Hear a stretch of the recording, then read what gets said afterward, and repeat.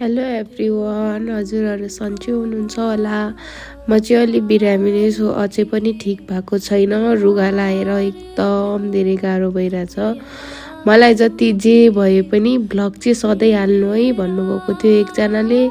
त्यही भएर उहाँको कुरा राख्नको लागि भयो नि म जति ढिला भए पनि जे भए पनि म भ्लग चाहिँ जहिले पनि हाल्छु। भिडियोमा देख्नुभयो होला तपाईँहरूले मैले के गरेँ भनेर। हाम्रो चाहिँ एकदम राम्रो डल्ले खोर्सानी फलेको छ अनि म चाहिँ त्यही टिप्न गएको थिएँ माथि। लसुन पनि यसपालि ठिकै भएको थियो अनि त्यसपछि रेडी भएर म चाहिँ काममा हिँडेँ बाई बाई गर्दै। त्यसपछि काममा जानको लागि गाडी त कुर्नै पर्यो, यति धेरै टाइम गाडी कुर्नु पर्छ। त्यसपछि बल्ल बल्ल सिट पनि पाएँ, गाडी पनि पाएँ अनि म चाहिँ गएँ। सुई सुई सुई गाडीबाट ओर्लेर पनि यसो हिँड्नुपर्छ अलिकति।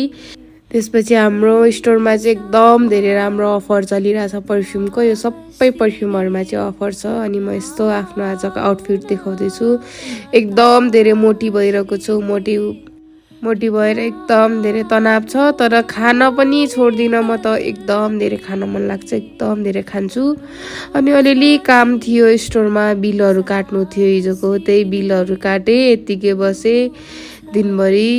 हजुरहरू पनि पर्फ्युम किन्न आउनु होला है स्टोरमा। अनि त्यसपछि 7 बजे चाहिँ मेरो छुट्टी हो अनि म चाहिँ घर जान थालेँ। म जुत्ता देखाउँदैछु मेरो नयाँ। त्यसपछि गाडी पाएँ अनि म घर गएँ। Thank you, by by guys.